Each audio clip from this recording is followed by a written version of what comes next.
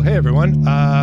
Very interesting day to tune into Tapestry TV. We are actually in the Vancouver store here, a little impromptu kind of tone chasing session, and we've been having a lot of fun. So we thought we'd sit down, talk with George Leach here, who has just popped into the store, try out some amps, but you brought your guitar along, and love to ask you a few questions about yourself, your guitar, the tones here, if that's cool with you. Do you want to tell us a little bit about your history? Yeah, I'm First Nations Statlium from Lillooet, British Columbia. I've been doing music for many, many years, up to 20 years. I have a Juno award, travel around. Congratulations. Thank you very much. Yeah, this is totally I was like just coming in to check out a tone, and now I got a mic talking about what I was gonna. I'm sorry, we do this with all of our customers. So yeah, but yeah, I just I've been popping in here every once in a while, and I just noticed the whole setup and the change and everything, and I was just like, whoa, so blown away, and sort of trying out a lot of the different amps and checked you guys out online as well, and I was just really excited, so I thought I'd bring my rig down here to kind of match another amp that I want to purchase, just tone chasing. So before we get into the amps, I got to ask about this guitar. Presumably there's some kind of a story here. This is a very, very cool Les Paul. I've never seen one like this. Yeah, so it's a 71 Les Paul, Tobacco Sunburst. Original pickups in there, or they've been changed? I believe they're original. I'm not too much of a gear guy, but You haven't changed them? I haven't changed them, no. At least I can't, At least you don't remember. I don't remember if I did it out. This one wasn't in hock. I was kidding. But anyway, yeah, I actually started out, I did a lot of theater work in Toronto. I'm also an actor as well. I do some of that stuff sometimes. But the guy that sold me the guitar was the assistant director, and he had this one in the closet and 1931 Dobro. So I asked if I could take the Dobro home at first, and I just fell in love with it so much. And I just went to him and said, I hope you got to sell this to me. Like, I'm just not giving it back. And he he knew what he was doing too. Like he didn't really play it a lot, but he was nice enough to sell it to me. And then he also mentioned that this was in the closet as well.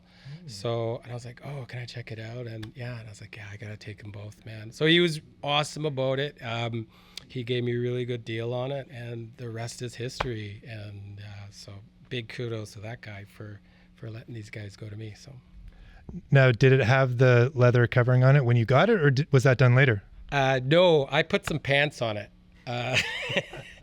No, I made the buckskin casing myself. So all the leather work there. Yeah, can we see the back of it? Yeah, sure. And so I designed it in my head actually for 7 years, and then there's certain parts that I had to figure it out that I just couldn't figure it out. So I was working on it, and then finally I was like, aha, and then put it all together. There's no holes drilled in it. I could take this case off, and it's exactly the way it was. And it doesn't ruin or alter the guitar in any way. So, very cool. Yeah. And then I got a friend of mine out of Six Nations to do the beadwork. I got the butterflies and the mirrors, and so it's the flowers, all that kind of cool stuff. Much catch the light on stage really well, I imagine. Oh yes. Big time. Sparkles and stuff? Yeah. I mean, that's what people tell me. I don't know. Yeah, you're on the wrong side of the guitar. On the other side. That's so cool. But I think somebody was mentioning it after one show. I was like, oh, how it hits the light. I'm like, yeah, that's right. But yeah, I would imagine, for sure. Cool. So today you brought in part of your rig, which is on my left here, and we've been doing a 2-amp setup today. Yeah. Now, do you normally like to run a 2-amp setup? Yeah, I like to do that it's just that kind of sound, that kind of crunch and that grunge when I need it. And I just found a lot of times like just switching right over to, because I started off more a solo artist, so I'm doing bass, rhythm, and lead and vocals kind of all at the same time. So I got that kind of, I take up a lot of space sometimes. So I just found whenever I just had the Marshall and just switched to the high end, the distortion, I would lose all the bottom end. And my ears just didn't like that, so that's why I went with a layering of 2 amps, like a nice clean bottom end and some edge on top of it, and kind of marry them together. Yeah. Well, that's cool. I mean, that's a trick that they use in studios quite a bit, of layering the guitar parts, but you're doing it, right on stage, which is really cool. No, thank you. Yeah, and it is one of those things now. Like it's like we were talking earlier. It's like once one of them is gone, it's like, oh, you missed that other one. Yeah.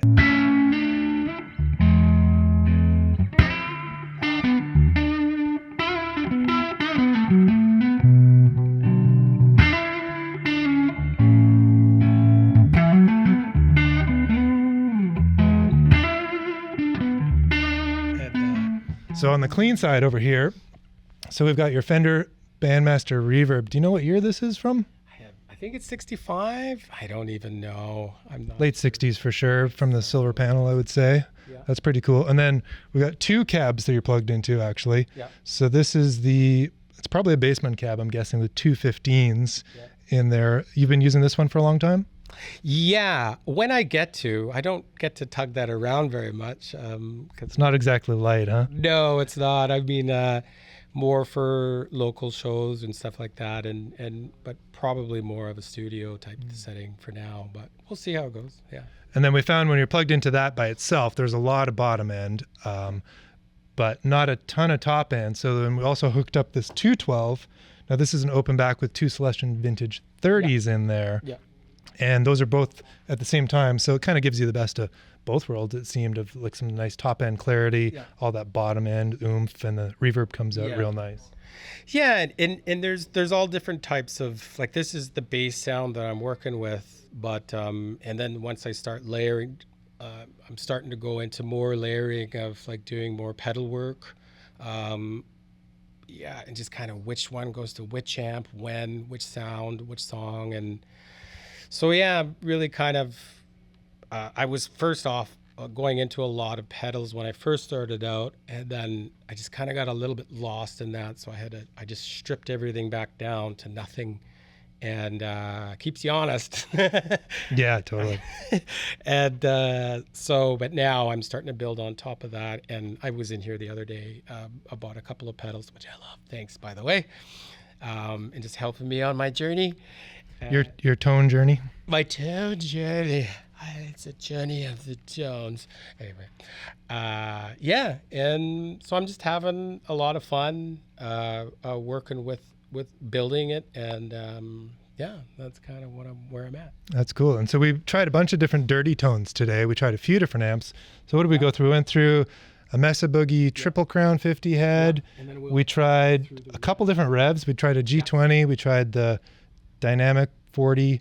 And then we settled on, I think everybody's favorite was the Soldano SLO 100 over in the corner there. Wow.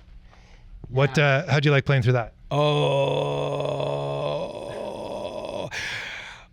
just kidding. That was awesome. Definitely. I'm sold. Putting the sold in Soldano. There we go. They put the sold in Soldano. Yeah. It sounds great for sure. And that's running through another 212 cab, which is also 2 vintage 30s.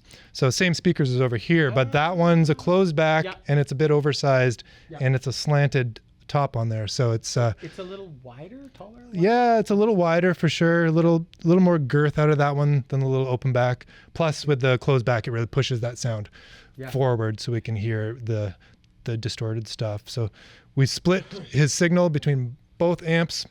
So you've been hearing them at the exact same time, and they're on opposite sides of the stage here. So in the room here, it sounds great. It's like this big, huge, wide sound. So Definitely been a treat for all of us to check out you. today. I was so nervous. It's like, oh my gosh, I'm so loud. I don't want to get anybody pissed off. So thanks for allowing me to just kind of relax and you know what it's like to, as a guitar player, just to get a little bit of space to do what you need to do. And because, yeah, it's really about just finding your own tone, finding who you, for me, that's what it was. It's not looking for it out there. I'm looking for it in here, and what makes me feel good, and that makes me feel good. I mean, they're all fantastic, and there's lots of others that kind of piqued my interest, depending on what size venue would be played and stuff like that. But yeah, so it's just living the dream, man. Totally. Cool. Well, thanks for taking the time to talk to us today. It's been awesome hearing you in the shop here with this huge setup. This is a setup that you can all easily replicate in your own home. No problem. All you need are these few pieces of gear, and we can help you with that. But yeah, it's been fantastic. We'll make sure, however we release this video, which I don't even know how we're going to do yet, but we'll make sure we get links to your website, any albums you've got on streaming and stuff like that. Any other shout outs you want to give before we go? Shout out to Soldano.